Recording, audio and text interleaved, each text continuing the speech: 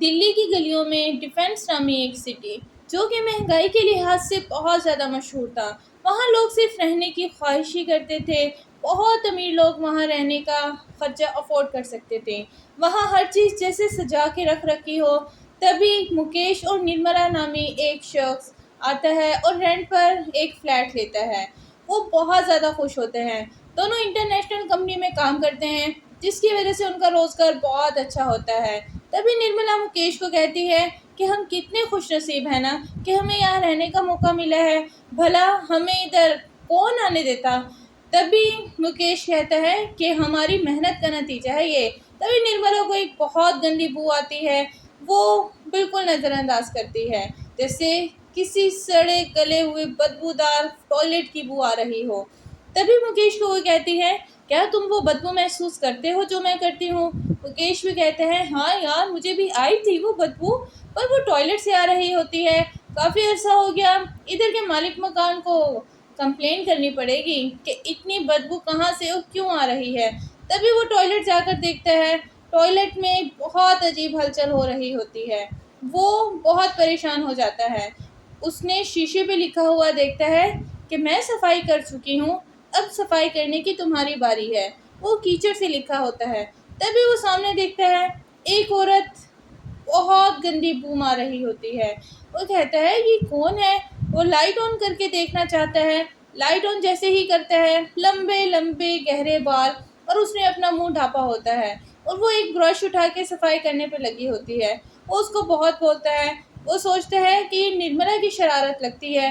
वो तेज़ी से भागा हुआ जाता है और कमरे में जाता है तो निर्मला तो सो रही होती है। वो एकदम से तो घबरा जाता है। सुबह उठते ही वो निर्मला को सारी कहानी बताता है। निर्मला एकदम से चौंक जाती है और वो कहती है कि ये साधारण बात नहीं है।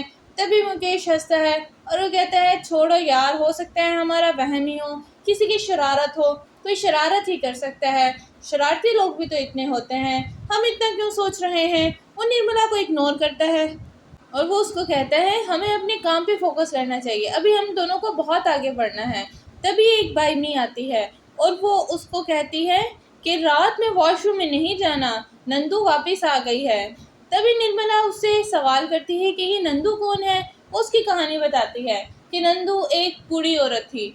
वो सफाई को ऐसे करती थी जैसे उसका कोई धर्म हो। जैसे लोग मंदिरों की सफाई करते हैं, वो वॉशरूम्स की ऐसे सफाई करती थी। वो उसको इतना चमकाती थी कि लोग उसका मजाक उड़ाने लग जाते थे। एक दिन दो आदमियों ने उसको वॉशरूम में बंद कर दिया, जिसकी वजह से उसकी मौत हो गई।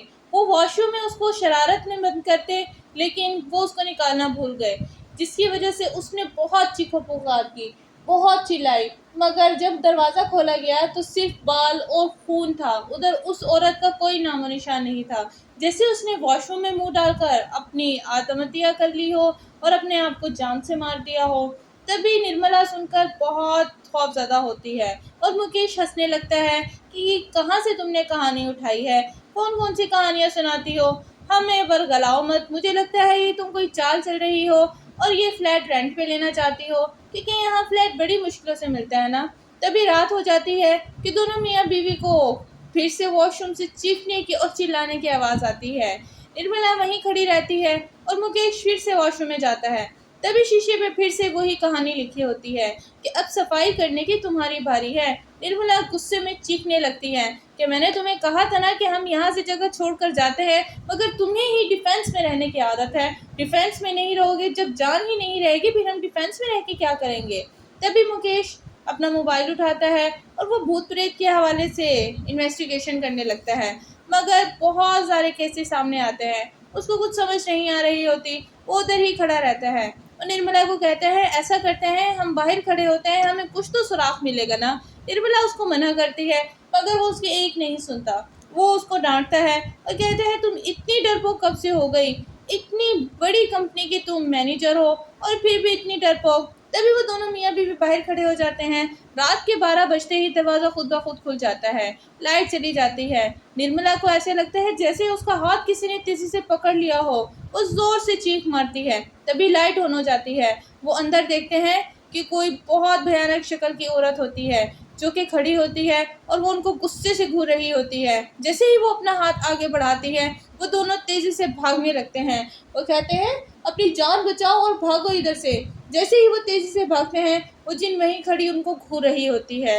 वो बहुत गुस्से में होती है। तभी वो दोनों 505 फ्लैट नंबर को हमेशा के लिए बंद कर देते हैं और वो अपनी जान बचाकर भागने लगते हैं। अब हर आए दिन हर फ्लैट में बहुत सी घटनाएं होने लगती हैं।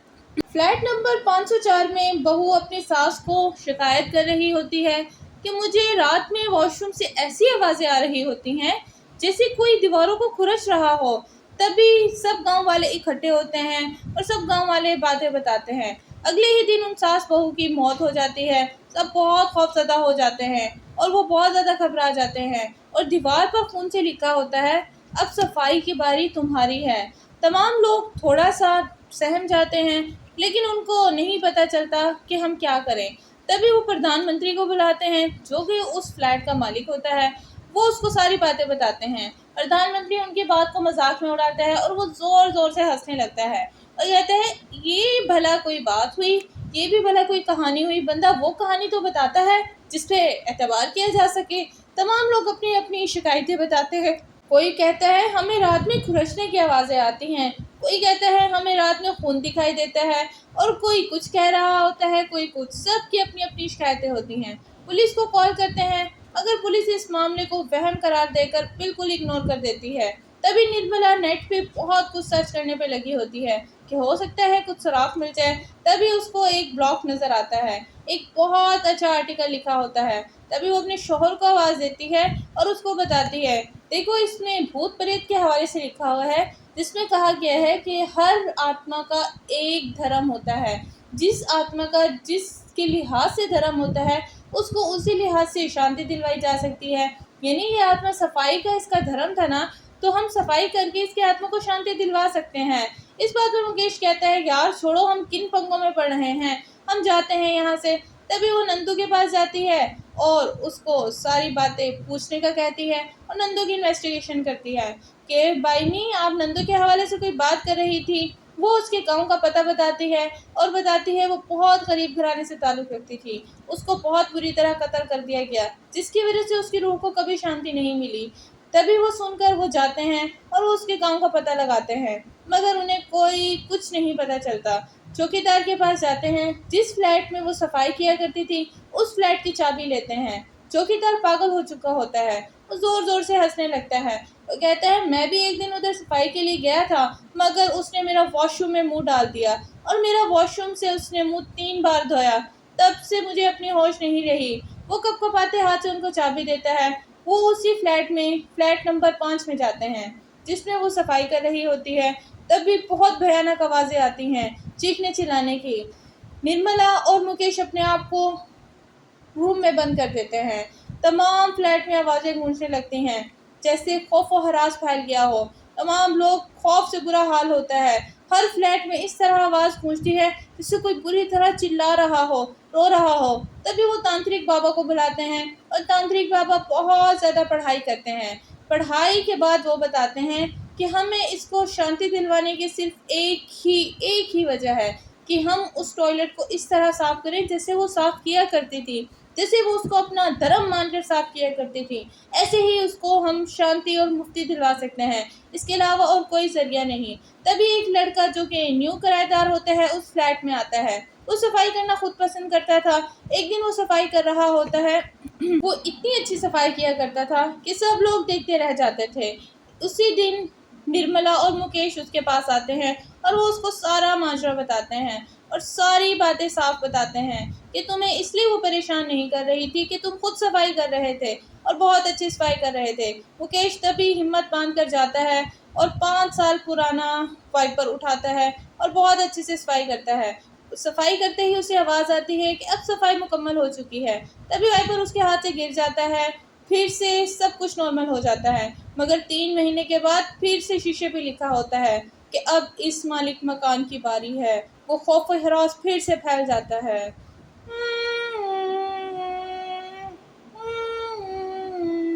Like, share, comment, subscribe. Thank you.